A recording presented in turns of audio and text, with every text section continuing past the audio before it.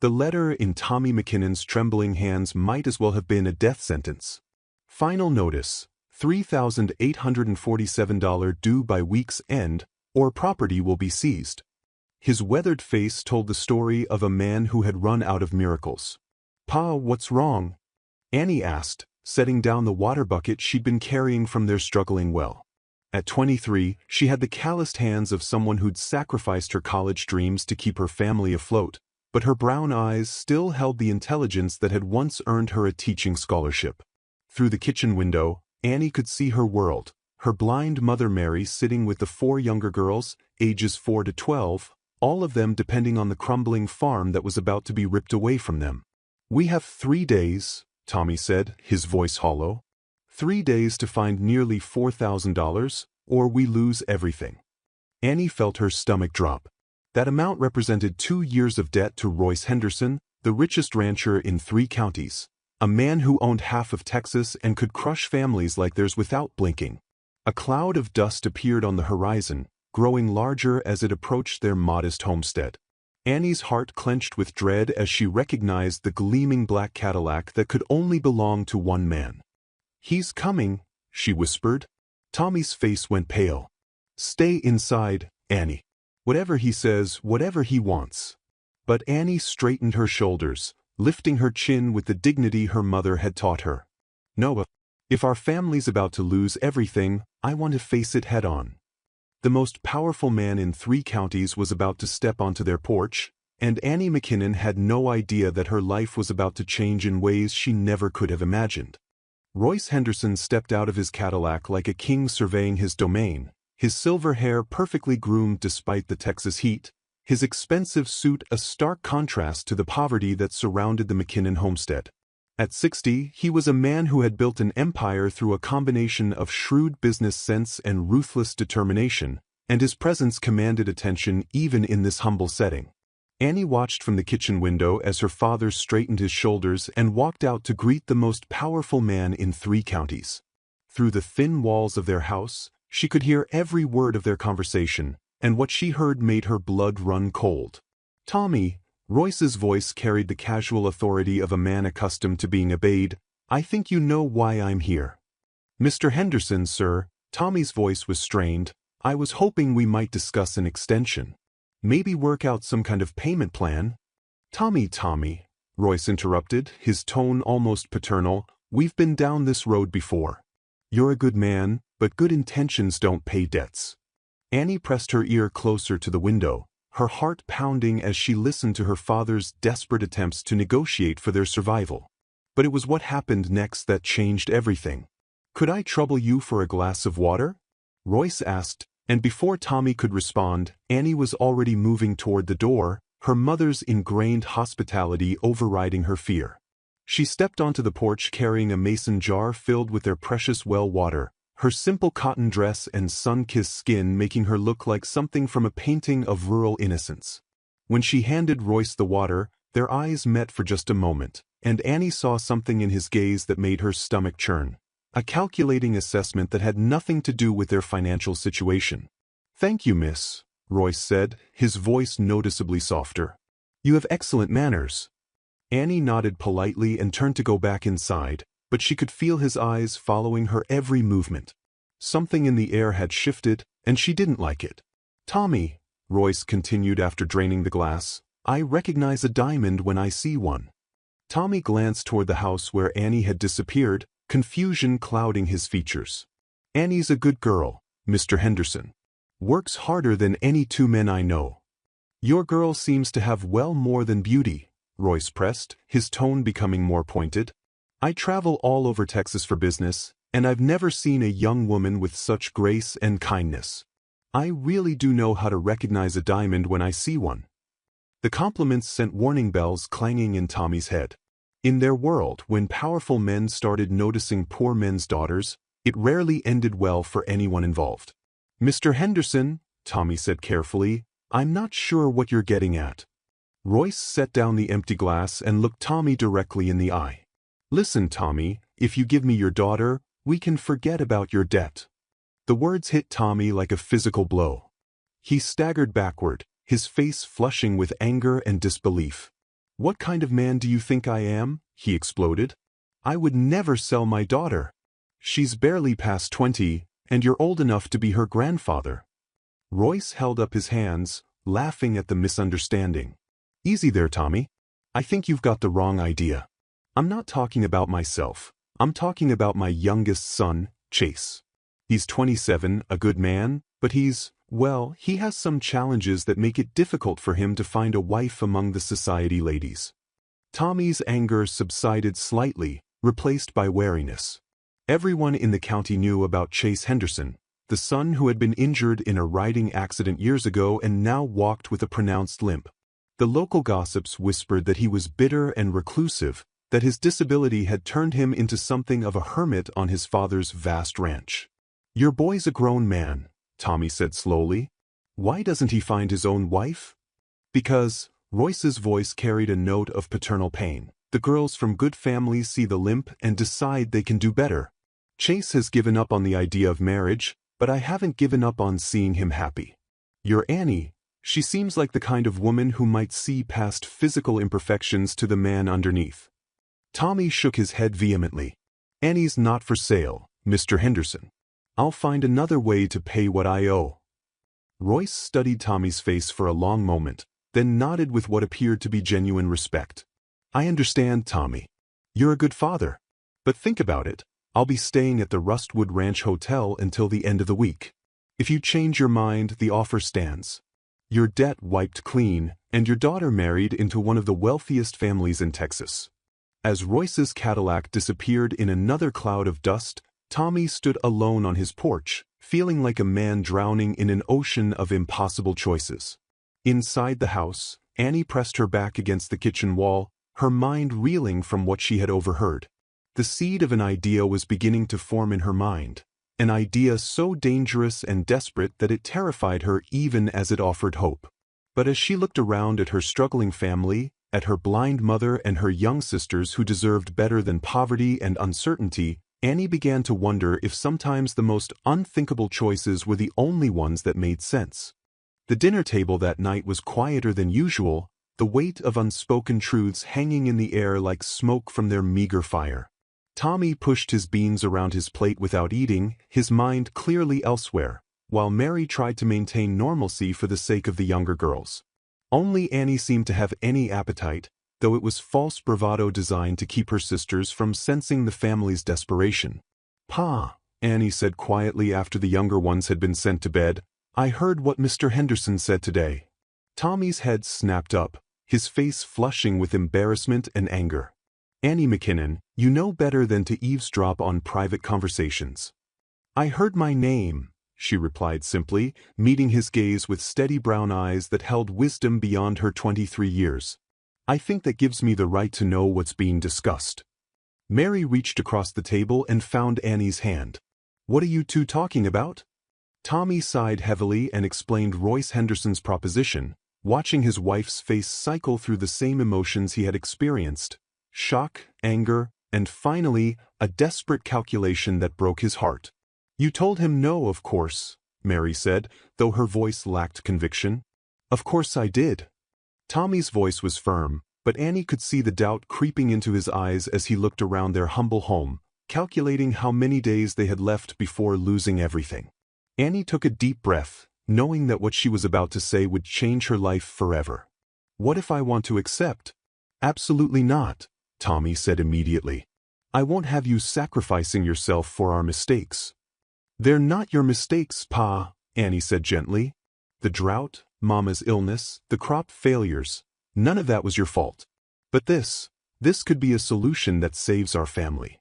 You don't understand what you're saying, sweetheart, Mary interjected, her sightless eyes bright with unshed tears.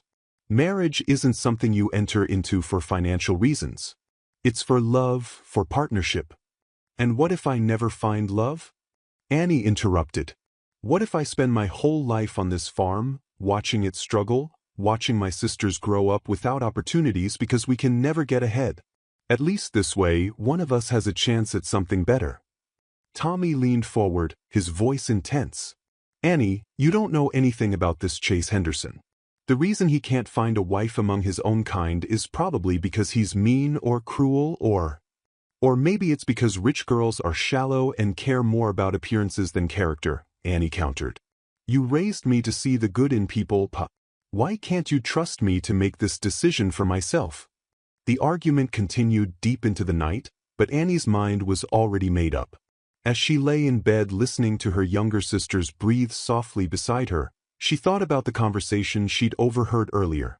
Tommy's plan to try for a bank loan was doomed to failure. Everyone knew that Royce Henderson had enough influence to make sure no bank in 3 counties would loan money to someone who owed him a debt.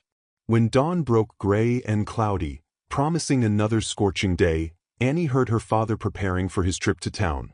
She dressed quickly and slipped out of the house, hiding in the back of their old wagon under a tarp as Tommy hitched up their ancient horse. The ride to town was bumpy and uncomfortable, but Annie's determination never wavered. When Tommy stopped at the bank, she waited until he disappeared inside, then slipped out of the wagon and made her way to the Rustwood Ranch Hotel, the finest establishment in their small town, and the only place wealthy enough to accommodate a man like Royce Henderson.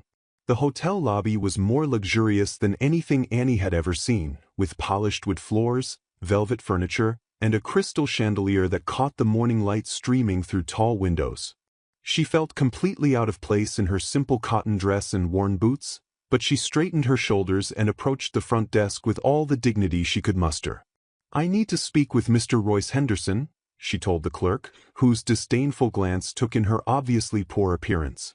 Tell him Annie McKinnon is here to see him. 20 minutes later, Annie sat across from Royce Henderson in the hotel's elegant parlor, her hands folded carefully in her lap as she delivered the speech she had rehearsed during the sleepless night. Mr. Henderson, she began, her voice steady despite the magnitude of what she was proposing, I overheard your conversation with my father yesterday. I want you to know that I accept your offer. Royce leaned back in his leather chair, studying her with the same calculating gaze she remembered from the previous day. Your father was quite clear that he wouldn't allow such an arrangement. My father is a good man who wants to protect me, Annie replied. But I'm old enough to make my own decisions, and I've decided that marrying your son is the best choice for everyone involved. And why is that, Miss McKinnon? Annie lifted her chin, meeting his gaze directly. Because my family is going to lose everything if something doesn't change. Because my sisters deserve a chance to go to school and have opportunities one never had. And because maybe your son deserves a wife who wants to marry him for who he is, not what he has. Royce was quiet for a long moment, and Annie could see a flicker of respect in his eyes. You have courage, young lady, but I can't proceed without your father's blessing. That's not how honorable men conduct business. Annie felt her heart sink, but Royce held up a hand. However, I can promise you this, I'll speak with your father again. I'll make it clear that this was your idea, your choice. If he agrees to give his blessing, then my wife Margot and I will be happy to welcome you into our family.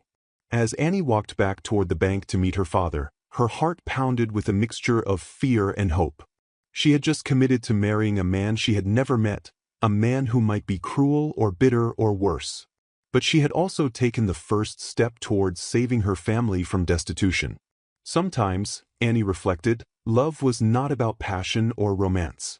Sometimes, love was about sacrifice, about putting the needs of others before your own dreams. And if that wasn't the kind of love that poets wrote about, it was still the kind of love that changed the world, one difficult choice at a time. Tommy's face went through a series of expressions when he found Annie waiting by their wagon outside the bank: confusion, realization, and finally, a mixture of pride and heartbreak that made her chest tighten with emotion. Annie, he said quietly, what have you done? What I had to do, Pa, she replied, taking his calloused hands in hers. The bank said no, didn't they? Tommy's silence was answer enough. Annie could see the defeat in his shoulders, the weight of a man who had run out of options and was facing the destruction of everything he had worked for. Mr. Henderson will be coming to the house this evening, Annie continued gently. He wants to discuss the arrangement with your blessing. And if I refuse to give it? Annie looked at her father with eyes that held a strength he had never seen before. Then I'll respect your decision, Pa. But I'll also watch our family lose everything, and I'll know that I could have prevented it. The ride home was silent, both of them lost in their own thoughts. When they arrived at the house, Annie went immediately to help her mother with the younger girls while Tommy sat on the porch, staring out at the land that had been his life's work. When Royce Henderson's Cadillac appeared on the horizon that evening, the entire McKinnon family was waiting. Annie had bathed and put on her best dress, a simple blue cotton that her mother had made for church services. She had braided her long brown hair and pinched her cheeks for color, wanting to look as presentable as possible for what might be the most important conversation of her life. Royce arrived with his wife Margot, an elegant woman in her mid-50s whose kind eyes and gentle manner immediately put Annie at ease. While Tommy and Royce discussed the practical aspects of the arrangement on the porch, Margot sat with Annie and Mary in the kitchen, asking gentle questions about Annie's interests and dreams. "My dear," Margot said softly, "I want you to understand that this doesn't have to be a loveless arrangement. Chase is a good man, wounded, perhaps, and certainly stubborn, but he has a kind heart underneath all that defensive armor." "What happened to him?" Annie asked, curiosity overcoming her nervousness. Margot's expression grew sad. "A riding accident when he was 19. A stallion threw him, and he landed badly. The doctors said he was lucky to walk at all, but the injury left him with a permanent limp. Worse than the physical damage, though, was what it did to his confidence. He was always the athletic one, the one who rode like he was born in the saddle. After the accident, he became different, angry, withdrawn. And he's never married? He's convinced himself that no woman could love a broken man," Margot said with obvious frustration. "He's had opportunities, there have been women who were interested, but he drives them away before they can get close enough to hurt him." Annie absorbed this information, beginning to form a picture of the man she was agreeing to marry. A hurt soul who had built walls around himself, convinced that his physical imperfection made him unworthy of love. In some ways, she thought, they might understand each other better than anyone expected. On the porch, the conversation between Tommy and Royce had reached its conclusion. Tommy came inside, his face grave but resolute. "Annie," he said, his voice thick with emotion, "if this is truly what you want, if you're certain you can be happy in this arrangement, then you have my blessing." Annie felt tears prick her eyes as she embraced her father. "Thank you, Pa. But," Tommy continued, holding her at arm's length, "I want your promise that if you're ever unhappy, ever mistreated in any way, you'll come home immediately. Family is family, and no debt is worth your suffering." "I promise," Annie whispered. 3 days later, Annie stood in the yard of her childhood home with a single carpet bag containing her few possessions. Her sisters clung to her, tears streaming down their faces, while Mary held her eldest daughter with a grip that spoke of maternal fear and love in equal measure. "Write to us," Mary whispered. "Every week. I want to know that you're well and happy." "I will, Mama," Annie promised, though her own voice was shaking with emotion. As Royce's Cadillac pulled away from the McKinnon homestead, Annie turned in her seat to watch her family and her childhood home disappear in the distance. She was traveling toward a future that was completely unknown, toward a marriage with a man she had never met, toward a life that was as terrifying as it was hopeful. But she was also traveling toward the knowledge that her family's debt had been forgiven, that her sisters would have food on the table and a roof over their heads, that her mother would receive the medical care she needed. Whatever challenges lay ahead, Annie faced them with the quiet strength of a woman who had chosen love over fear, sacrifice over self-preservation. The Henderson Ranch appeared on the horizon as the sun began to set, its sprawling buildings and endless pastures a testament to generations of wealth and success. Somewhere in that vast estate was the man who would become her husband, the wounded soul she had agreed to spend her life with. Annie straightened her shoulders and lifted her chin, ready to meet whatever destiny awaited her with courage and grace. After all, she thought with a small smile, she was Tommy McKinnon's daughter, and McKinnons didn't back down from a challenge, no matter how daunting it might seem. The Henderson Ranch was unlike anything Annie had ever imagined. Sprawling across thousands of acres, it featured a main house that looked more like a mansion from her schoolbooks, with white columns, wraparound porches, and windows that glowed warmly in the evening light. Outbuildings dotted the landscape, barns, stables, worker housing, creating what amounted to a small town dedicated to the business of raising cattle and horses. As their car approached the main house, Annie caught sight of a figure on the front porch, partially hidden in the shadows cast by the setting sun. Even from a distance, she could see he was tall and broad-shouldered, and when he shifted his weight, the slight awkwardness of his movement confirmed what she already knew. This was Chase Henderson, the man she had agreed to marry. Margot reached over and squeezed Annie's hand. "Remember, dear, first impressions aren't always accurate. Give him time to show you who he really is." The car stopped in front of the house, and Royce immediately got out to help Annie with her modest bag. As they approached the porch, Annie got her first clear look at her intended husband, and what she saw took her breath away. Chase Henderson was nothing like she had expected. Despite his father's talk of finding a wife for a broken man, the man standing before her was devastatingly handsome. His dark hair caught the porch light, his green eyes were intelligent and intense, and his strong jaw was set in an expression of barely controlled anger. The limp that Margot had described was noticeable but hardly disfiguring. If anything, it added a certain gravity to his bearing. "Chase," Royce said with forced cheerfulness, "I'd like you to meet Annie McKinnon." Annie stepped forward, extending her hand with the same polite confidence she had shown at the hotel. "Mr. Henderson, it's a pleasure to meet you." Chase stared at her offered hand for a long moment before taking it briefly, his touch warm but impersonal. "Miss McKinnon," he said, his voice carrying a bitter edge that made Annie's heart sink. "I suppose my father has explained the arrangement." "He has," Annie replied calmly, though inside she was reeling from the hostility in his tone. "And you're comfortable with the idea of marrying a cripple for money?" The cruel words hung in the air like a slap. Annie felt Margot stiffen beside her and saw Royce's face flush with anger, but she kept her own expression steady. "I'm comfortable with the idea of marrying a good man who needs a partner," she replied quietly. "As for the rest, I think that says more about your opinion of yourself than it does about mine." Chase's eyes widened slightly, clearly not expecting such a direct response. For a moment, the anger in his expression flickered, replaced by something that might have been surprise or even respect. "Dinner will be ready in an hour," Margot interjected smoothly, shooting her son a warning look. "Annie, let me show you to your room so you can freshen up."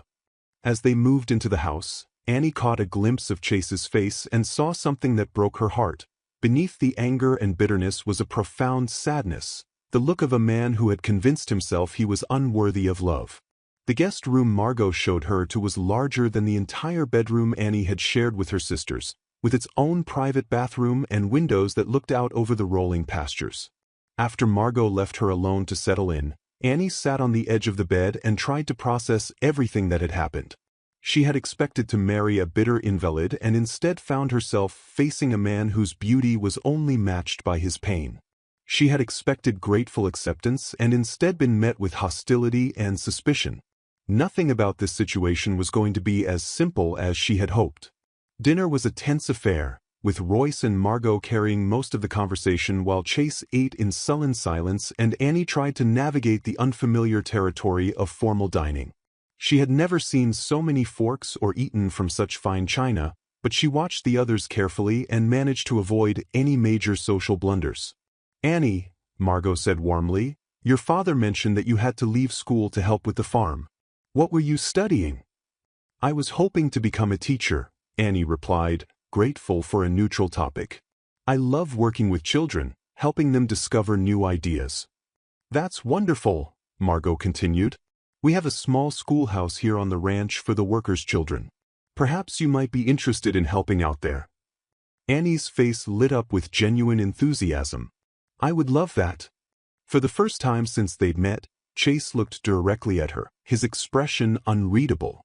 "My mother believes in finding useful occupations for everyone," he said, his tone neutral but carrying an undercurrent of something Annie couldn't identify.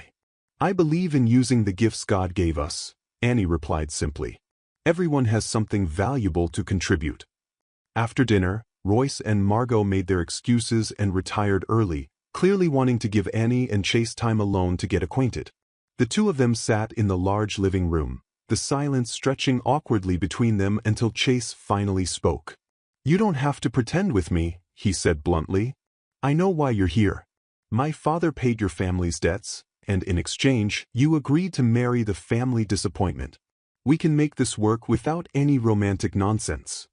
Annie studied his face, seeing the walls he had built around himself as clearly as if they were made of stone. "Is that what you think you are? A disappointment?" "I think I'm a realist," Chase replied harshly. "I know what I am and what I'm not. And I'm not the kind of man that women dream of marrying." Annie was quiet for a moment, choosing her words carefully. "You're right that I came here because of my family's situation. I won't lie about that. But you're wrong about everything else." "Am I?" "Yes," she said firmly. "You're wrong if you think I see you as damaged goods. You're wrong if you think your worth is determined by how perfectly you can walk. And you're wrong if you think this has to be a loveless arrangement." Chase's expression shifted, confusion replacing some of the anger. "You don't know me." "No," Annie agreed. "But I'd like to. If you'll let me." For just a moment, the walls came down, and Annie saw a glimpse of the man Chase might have been before pain and bitterness changed him, vulnerable, hopeful, and desperately lonely. Then the barriers slammed back into place, and he stood up abruptly. "I'm going to bed," he announced. "Good night, Miss McKinnon." As Annie watched him walk away, favoring his injured leg but moving with dignity and strength, she felt her heart go out to him. Tomorrow, she decided, she would begin the delicate work of showing Chase Henderson that sometimes the most beautiful souls came in packages that the world had labeled as broken. She had come here to save her family, but perhaps, if she was very lucky and very patient, she might also save the wounded man who would become her husband. 3 weeks into their arrangement, Annie had found her rhythm on the Henderson ranch. She taught the workers' children each morning, helped Margot with household management, and had earned the respect of everyone on the property, everyone except the man she was supposed to marry. Chase watched her from a distance like a hawk studying prey, his expression unreadable as she effortlessly integrated herself into their world. But something was changing. Annie caught him staring sometimes, saw the way his jaw tightened when other ranch hands spoke to her with obvious admiration. The breakthrough came on a Tuesday when Chase was working with Thunder, the stallion that had thrown him years ago. Annie had been hanging laundry nearby when she heard the commotion. The horse had reared and Chase, caught off balance, had fallen hard. Without thinking, Annie vaulted the fence and approached the agitated stallion with calm confidence. "Easy, boy," she murmured, her voice soothing. "Nobody's going to hurt you." Within minutes, she had the horse calm enough for the ranch hands to help Chase to his feet. He stared at her in amazement, embarrassment, and something else warring in his expression. "You could have been killed," he said roughly. "So could you," Annie replied, studying his face for injuries. "Are you hurt?" "My pride more than anything else," Chase admitted, surprising them both with his honesty. That evening he found her on the front porch, mending one of his father's shirts. "I wanted to thank you," he said, settling beside her. "For today." "You don't need to thank me. We're going to be family." "Is that what we are?" Chase asked, his voice softer than she'd ever heard it. Annie set down her sewing and turned to face him. "I don't know what we are yet, but I know what we could be if we both wanted it." The air between them crackled with unspoken possibilities. Chase reached out and touched her hand, the contact sending electricity up her arm. "Annie," he began, his voice rough with emotion. "Yes.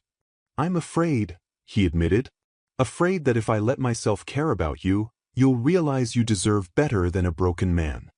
Annie's heart clenched at the vulnerability in his confession. "What if I told you that I don't see you as broken? What if I told you that every day I spend here, I fall a little more in love with the man you really are?" Chase's breath caught. Slowly, tentatively, he cupped her face in his hands. "Annie, kiss me," she whispered. "Please." When their lips met, it was like lightning striking. All the careful distance they'd maintained, all the polite conversations and proper behavior, melted away in an instant. Chase kissed her with weeks of pent-up longing, and Annie responded with a passion that surprised them both. When they finally broke apart, both were breathing hard. "That wasn't supposed to happen," Chase said, though he made no move to let her go. Maybe not, Annie agreed, but I'm glad it did. 2 days later, Chase was waiting for her after her morning teaching session, holding a small bouquet of wildflowers. I thought maybe you'd like to see more of the ranch, he said, suddenly shy. If you're not too busy. Annie's smile could have lit up the entire state of Texas. I'd love that. They spent the day riding across the vast Henderson property, and for the first time since arriving, Annie felt truly happy. Not the grim satisfaction of duty fulfilled, but pure joy. As they sat by an old cabin ruins sharing lunch, Chase turned to her with serious eyes. Annie, I need you to know something.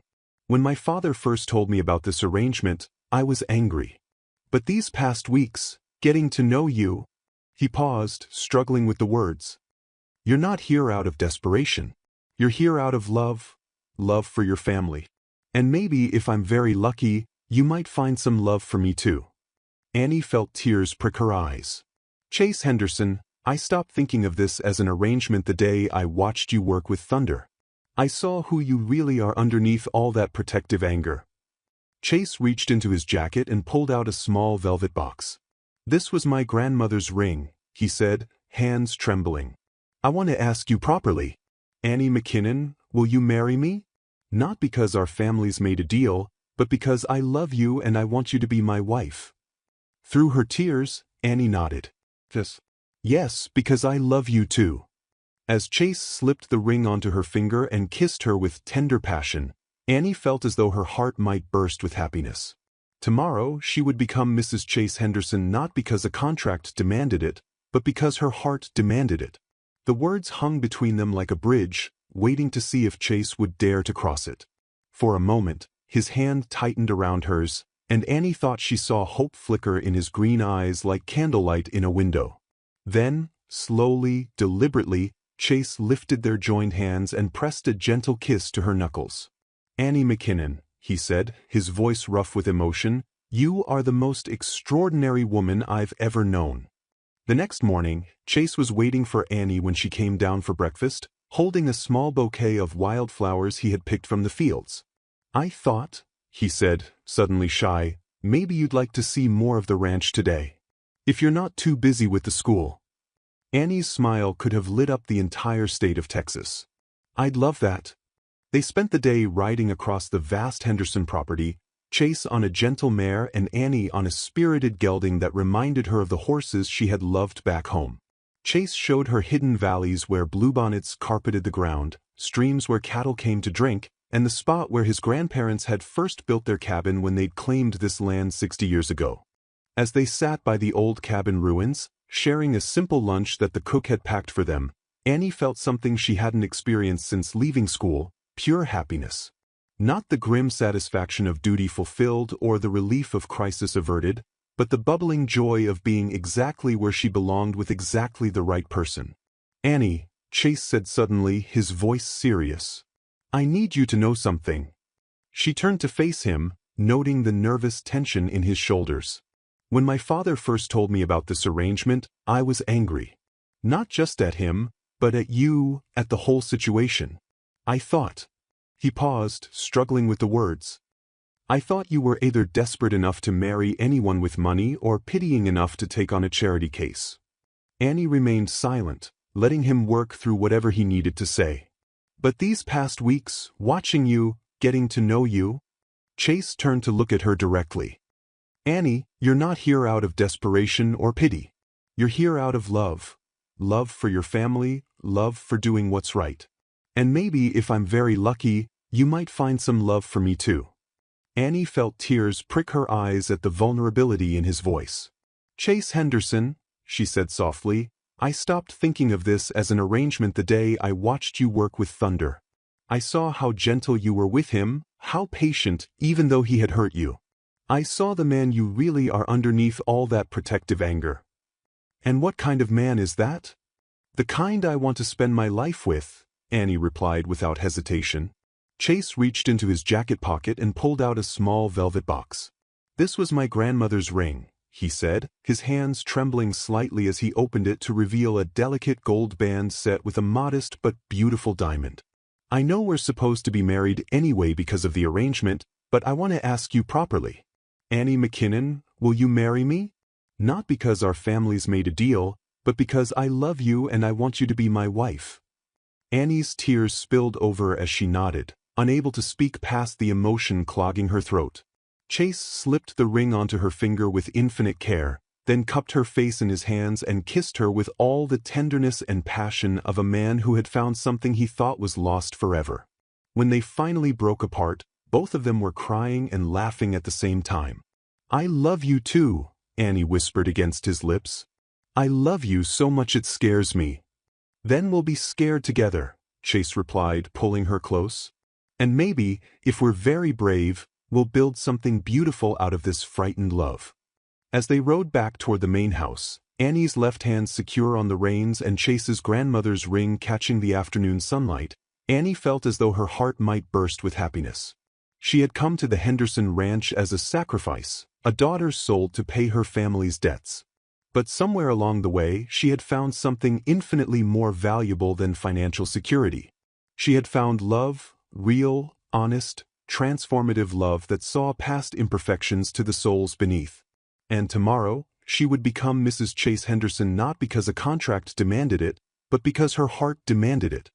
2 days before their planned wedding, Tommy McKinnon arrived at the Henderson Ranch in his old wagon, dressed in his Sunday best and carrying a small wooden box that contained Annie's mother's pearl necklace, the only valuable thing the family owned that hadn't been sold or lost to debt.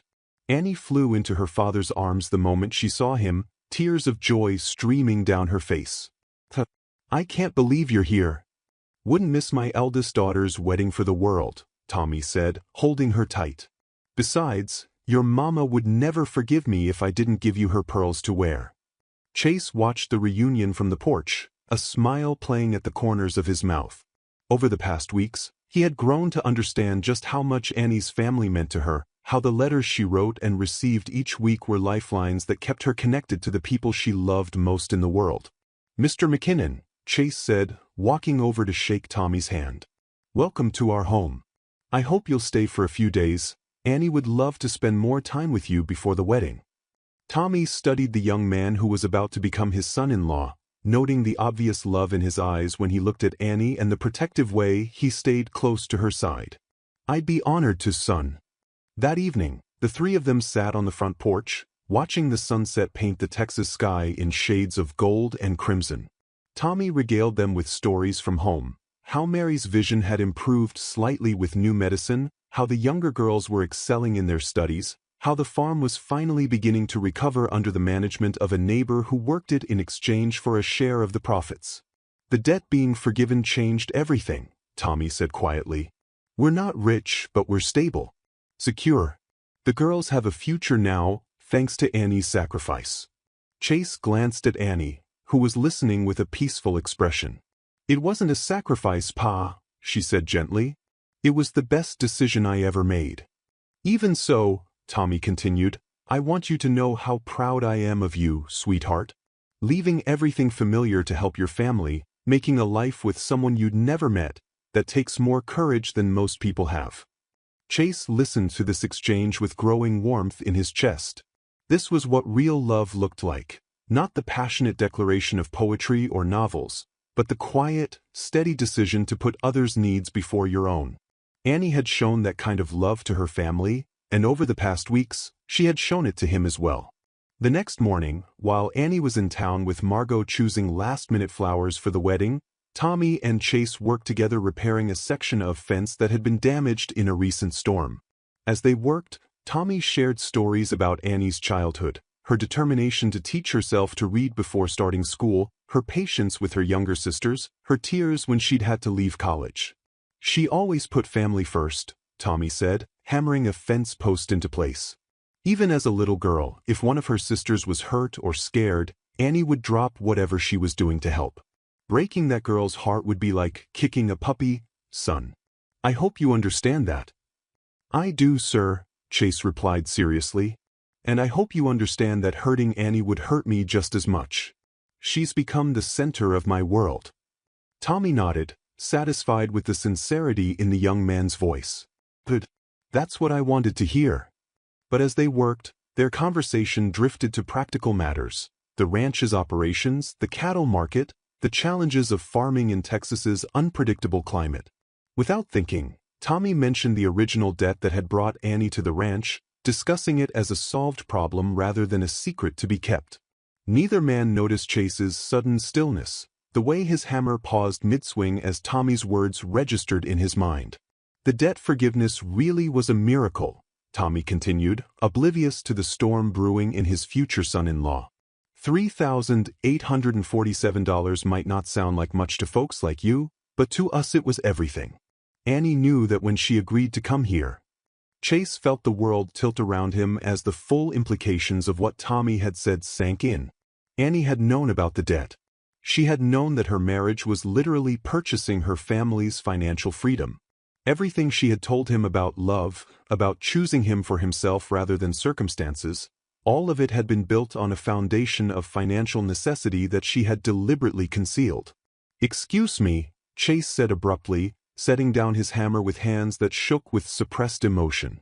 I'll be right back." Tommy watched in confusion as Chase walked rapidly toward the house, his limp more pronounced as anger and hurt disrupted his usual careful control. Chase found Annie in the garden behind the house, humming softly as she cut roses for the dining room table. She looked up with a radiant smile when she heard his footsteps, but the expression died when she saw his face. "Chase? What's wrong?" "I had an interesting conversation with your father," Chase said, his voice dangerously quiet. "About debts. And arrangements. And the real reason you're here." Annie felt the blood drain from her face as understanding dawned. "Chase, let me explain." "Explain what?" Chase's voice rose as weeks of buried insecurity and pain erupted like a dam bursting. "Explain how you've been lying to me for weeks? Explain how everything you said about love and choice was just a performance to keep your family's benefactor happy." "That's not true," Annie protested, dropping her basket of roses as she reached toward him. "Yes, I knew about the debt, but that's not why I stayed. That's not why I fell in love with you. Isn't it?" Chase's laugh was bitter and harsh. "Your family gets their debts forgiven, they get to keep their land, your sisters get to go to school, and all it costs is poor Annie sacrificing herself to marry the crippled son of the family that owns half of Texas." "Don't you dare," Annie said, her own temper finally flaring. "Don't you dare reduce what we have to money and pity. You know me better than that." "Do I?" Chase shot back. "Because the woman I thought I knew was honest. The woman I thought I knew chose to be here because she wanted to be, not because her family's survival depended on it." Annie felt tears streaming down her face, but her voice remained strong. "I am here because I want to be. Yes, I came because of my family's situation, but I stayed because of you. I fell in love with you because of who you are, not what you can provide." Chase's eyes darkened as he looked at her. "I thought you were different, Annie. I thought you actually cared about me, not what I could provide for your family." "I am different," Annie shot back, her composure finally cracking. "I do care about you. Yes, I came here because of my family's debt, but I fell in love with you because of who you are. How can you not see that after everything we've shared? How convenient that loving me also happens to solve all your family's problems," Chase said, the words cutting like a blade. Annie stared at him as if he'd slapped her. "If that's what you really think of me," she said quietly, her voice breaking, "then you never knew me at all." Annie looked at him for one long moment, memorizing his face, trying to see past the anger to the fear underneath. "I love you, Chase Henderson," she said simply. "I love you enough to walk away if that's what you really want. But don't pretend this is about honesty or money or arrangements. This is about you being so afraid of being hurt that you'd rather destroy something beautiful than risk believing in it." Without another word, Annie turned and walked toward the house, leaving Chase alone in the garden with the scattered roses and the bitter taste of his own self-destruction. Annie's departure from the Henderson ranch was as quiet as her arrival had been momentous. She packed her few belongings in the same carpetbag she had brought, leaving behind the beautiful dresses Margot had bought for her and the books Chase had given her to read. The only thing she kept was his grandmother's ring, which she placed in a small envelope along with a letter she had written in the sleepless hours before dawn. Margot found her in the kitchen as the sun was rising, her eyes red from crying but her resolve unshaken. "Annie dear," Margot said softly, "surely this can be worked out." Chase was angry and hurt, but he was also right, Annie interrupted gently. "I should have told him about the debt from the beginning. I let him believe something that wasn't entirely true, and now he can't trust me." "You let him believe you cared for him," Margot protested. "That was true, wasn't it?" "It was the truest thing I've ever felt," Annie replied, her voice breaking slightly. "But that doesn't matter now. He's convinced himself that I was just playing a role, and maybe it's better this way. Maybe he deserves someone who doesn't come with complications." Tommy drove Annie home in uncomfortable silence, both of them lost in their own thoughts. He blamed himself for the disaster. If he hadn't mentioned the debt, if he had been more careful with his words, his daughter would be preparing for her wedding instead of returning home with a broken heart. The McKinnon homestead looked exactly the same as when Annie had left it 2 months ago, but everything felt different now. Her sisters gathered around her with excitement, eager to hear about her adventures at the Grand Ranch, but Annie's forced smiles and carefully edited stories couldn't hide the pain in her eyes. Mary, with the intuition that blindness had sharpened, pulled Annie aside that first evening. "What happened, my darling?" she asked, taking her daughter's hands in her own. "And don't tell me nothing, I can hear heartbreak in your voice." Annie collapsed into her mother's arms then, sobbing out the whole story, the growing love, the proposal, the terrible argument that had destroyed everything. Mary held her daughter and let her cry, understanding that sometimes the heart needed to pour out its pain before it could begin to heal. "Do you love him?" Mary asked when Annie's tears had finally subsided. "More than I thought possible," Annie whispered. "And does he love you? I thought he did. But maybe I was wrong. Maybe what I mistook for love was just gratitude or loneliness or—" "Annie McKinnon," Mary said firmly, "I raised you to be many things, but foolish wasn't one of them. If you saw love in that man's eyes, then love is what was there. Fear makes people do stupid things, sweetheart. It makes them push away the very things they want most." Back at the Henderson Ranch, Chase was discovering the truth of his mother's words. The house felt empty without Annie's presence, her laughter, her gentle singing as she worked in the garden. He found himself looking for her everywhere, expecting to see her in the schoolhouse with the children, in the kitchen helping with meals, on the front porch with her mending in the evenings. Margot and Royce tried to talk to him, to make him see reason, but Chase had retreated into the bitter fortress of his own making. He threw himself into ranch work with a desperation that worried everyone around him, pushing himself and his bad leg to the point of exhaustion in an effort to outrun the regret that followed him like a shadow. The envelope Annie had left for him sat unopened on his dresser for a week before he finally found the courage to read it. Her letter was brief but devastating in its simplicity. "My dearest Chase, I'm returning your grandmother's ring because it was meant for someone who could love you without complications. You deserve a wife who comes to you freely, without the weight of family obligations or financial necessity. I want you to know that every word I spoke about love was true. What I felt for you had nothing to do with debts or arrangements and everything to do with the man you showed me yourself to be, kind, strong, wounded but not broken, capable of such tenderness that it took my breath away. I hope someday you'll find someone who can love you the way you deserve to be loved, without the shadows of doubt that my circumstances cast over us. Be happy, Chase. You deserve every beautiful thing this world has to offer. All my love, Annie." Chase read the letter until he had memorized every word, until the paper was worn soft from his handling. The ring sat beside it, catching the light from his window and reminding him of the moment he had slipped it onto Annie's finger, of the joy in her eyes when she had said yes to spending her life with him. 2 weeks passed. Then 3.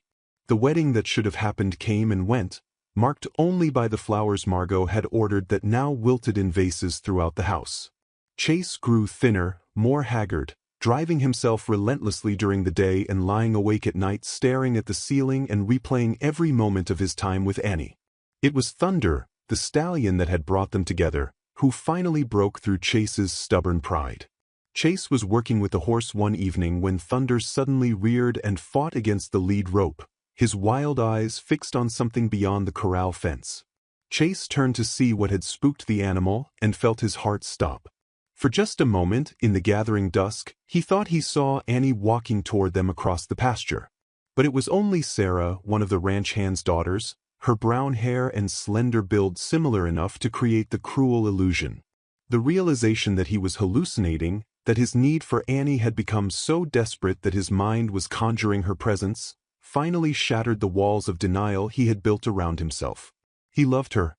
He had loved her completely, unconditionally, and instead of treasuring that love, he had destroyed it with his own fear and pride. Annie had come to him as part of an arrangement, yes, but she had stayed because of love, and he had been too damaged, too afraid to believe in something so beautiful. That night, Chase sat down and wrote his own letter, pouring out his heart and his regrets onto paper. But when morning came, he realized that words weren't enough. If he wanted Annie back, and he wanted her more than he wanted his next breath, he would have to prove to her that he had learned to choose love over fear. He would have to go to her, humble himself, and pray that the woman who had shown him such grace would find it in her heart to forgive the man who had been too afraid to believe in miracles. The storm that rolled across Texas on that fateful Thursday was the kind that made sensible people bar their doors and wait for it to pass. The sky had been building toward violence all day, dark clouds gathering like an army preparing for battle, the air growing thick and oppressive with the promise of rain. Annie stood at her bedroom window, watching the approaching storm with a mixture of appreciation and melancholy. 3 weeks had passed since her return home, and while the sharp edge of her heartbreak had dulled to a persistent ache, she still found herself thinking about Chase at unexpected moments, wondering what he was doing, whether he missed her, whether he had found peace in his solitary life. Her sisters had tried their best to cheer her up, regaling her with stories of their improved circumstances, their new opportunities, the security that her sacrifice had brought to their family. But even their joy couldn't completely fill the hole that Chase's love had torn in her heart when it was ripped away. The first drops of rain began to fall as Annie helped her mother prepare dinner, fat droplets that splattered against the windows like tears. Within minutes, the gentle patter had become a deluge, the kind of Texas downpour that could flood roads and turn peaceful streams into raging torrents. "Mercy," Mary said, listening to the thunder that shook their small house. "I hope anyone caught out in this has sense enough to find shelter." Annie was setting the table when she heard it, the sound of hoofbeats approaching their house through the storm. She looked up sharply, her heart beginning to race with a hope she didn't dare acknowledge. Who would be riding in weather like this? What kind of desperate urgency would drive someone to brave the storm? She moved to the window and wiped away the condensation with her sleeve, peering out into the driving rain. At first, she could see nothing but gray sheets of water and the blurred outlines of their familiar landscape. Then, like a vision emerging from a dream, she saw him.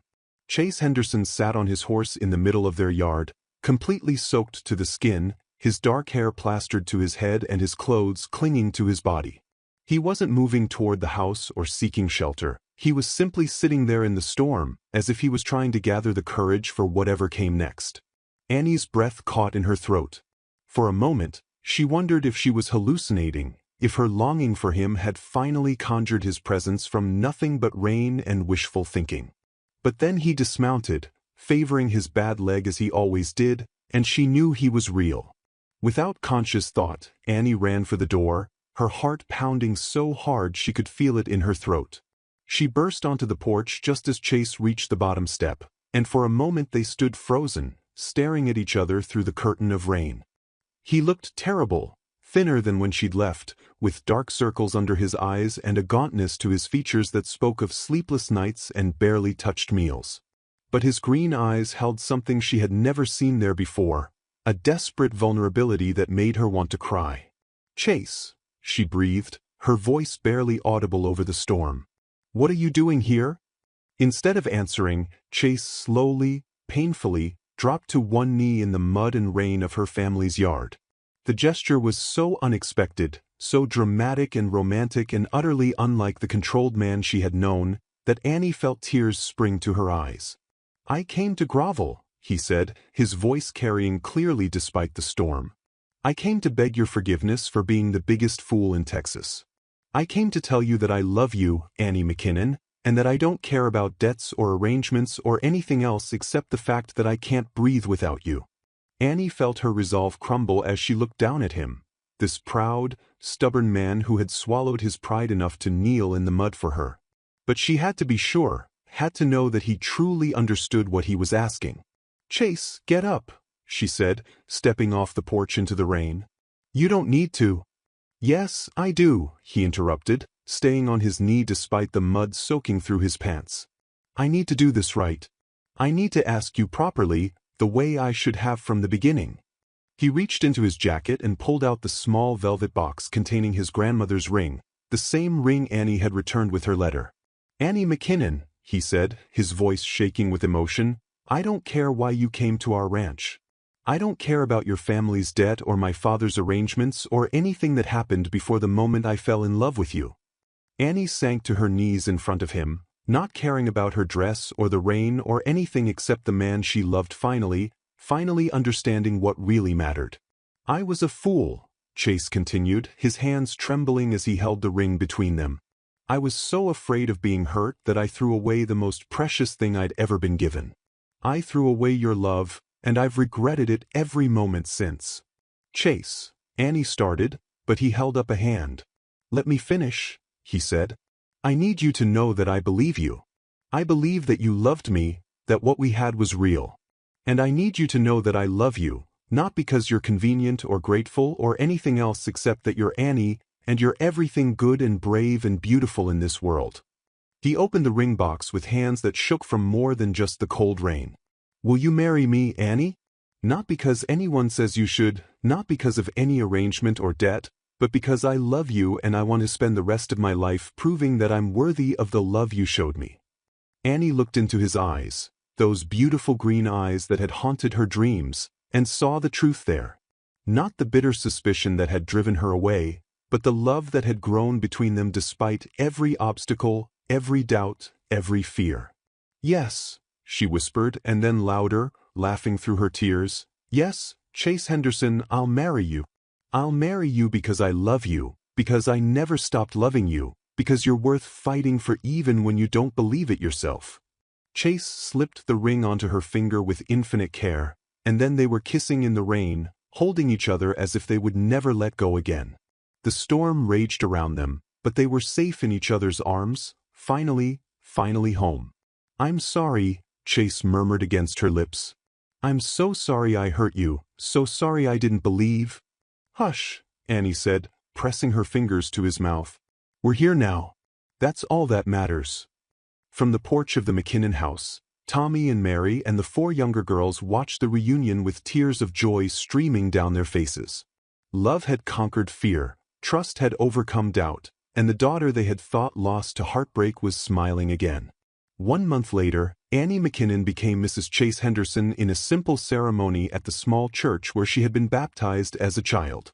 She wore her mother's pearls and a dress that Margot had lovingly sewn by hand, and when she walked down the aisle toward the man who was waiting for her with tears in his eyes, everyone present understood that they were witnessing something miraculous. Not the miracle of wealth rescuing poverty, or convenience masquerading as love, but the real miracle of 2 wounded souls finding healing in each other, of love that was strong enough to survive doubt and fear and the complications that life insisted on throwing in its path. As Chase and Annie spoke their vows, words they had written themselves, words that spoke of choice and commitment and the decision to love each other through whatever storms might come, the entire congregation understood that some love stories begin with business arrangements but end with something far more valuable than money could ever buy. They end with hope, with healing, and with the quiet certainty that love, real love, can indeed conquer all. 5 years later, Annie Henderson stood in the kitchen of their own home, a beautiful house that Chase had built for her on a hill overlooking the main Henderson ranch. In her arms, she held their 2-year-old son, Thomas, named for her father, while their 4-year-old daughter, Mary, named for Annie's mother, played at her feet with a collection of wooden horses that Chase had carved by hand. Through the window, she could see Chase working with a group of students in the riding arena they had built together. The Henderson Ranch Therapeutic Writing Program had become his passion project, a place where children and adults with disabilities could experience the freedom and confidence that came from working with horses. "Look, Mama," Mary said, pointing excitedly toward the arena. "Daddy's teaching Jimmy to ride." Annie smiled as she watched her husband patiently guide a young boy with cerebral palsy through his first solo ride. Chase's own limp had never fully healed, but it had given him a unique understanding of what it meant to overcome physical challenges. The children he worked with adored him, drawn to his quiet strength and his complete absence of pity. The little schoolhouse where Annie had first taught the ranch workers' children had been expanded into a full school that served families from 3 counties, providing education to children whose parents might not otherwise have been able to afford it. Annie served as the principal now, using the teaching degree she had finally completed through correspondence courses. "Mrs. Henderson," came a voice from the doorway, and Annie turned to see Sarah, her youngest sister, now 18 and serving as Annie's assistant at the school. "The new students have arrived for the summer program." Annie handed Thomas to his aunt and smoothed her skirts. "Wonderful. Are they settled in the dormitory?" "Yes, ma'am." "And Mrs. Henderson?" Sarah's eyes twinkled with mischief. "There's a telegram for you from Emma. She says the medical school has accepted her application." Annie's face lit up with joy. Emma, now 24, would be the first McKinnon woman to become a doctor, her education funded by the scholarship program that Annie and Chase had established in honor of Mary McKinnon's strength and sacrifice. As Annie walked toward the school to greet the new students, she reflected on the strange twists of fate that had brought her to this moment. She had come to the Henderson Ranch as a poor farmer's daughter, selling herself to save her family. But she had found something infinitely more valuable than financial security. She had found love, not just romantic love, though her marriage to Chase grew stronger and more joyful with each passing year, but the love that came from using your gifts to serve others, from building something meaningful with your life, from creating a legacy that would outlast your own brief time on Earth. That evening, as they always did, Annie and Chase sat on their porch watching the sunset paint the Texas sky in brilliant shades of gold and crimson. The children were asleep, the students were settled in their dormitories, and the ranch was quiet except for the gentle lowing of cattle and the whisper of wind through the grass. "Do you ever regret it?" Chase asked, taking her hand in his. It was a question he had asked her many times over the years, always needing reassurance that she had chosen their life freely, without coercion or regret. "Only one thing," Annie replied, as she always did. "What's that?" Annie smiled and leaned against his shoulder, feeling the solid warmth of the man who had become her anchor, her partner, her greatest love. "I regret that it took us so long to trust what we had. I regret the time we lost to fear and doubt." Chase pressed a kiss to the top of her head. "But we found our way back to each other." "Yes," Annie said softly, watching the first stars appear in the darkening sky. "We did." In the distance, thunder grazed peacefully in the pasture, his wild spirit finally gentled by age and trust. Like his master, the stallion had learned that sometimes the most beautiful transformations came not from breaking but from healing, not from conquest but from love. And in the small farmhouse where Annie had grown up, Tommy and Mary McKinnon sat on their own porch, reading letters from their daughters, all 5 of them now successful, educated, and happy. The debt that had once threatened to destroy their family had become the catalyst for blessings they could never have imagined. Some stories, Annie thought as she drifted off to sleep in her husband's arms, begin with endings, with loss and desperation and impossible choices. But the very best stories, the ones worth telling and retelling, find a way to transform those endings into beginnings, those sacrifices into gifts, those broken hearts into love stories that last forever.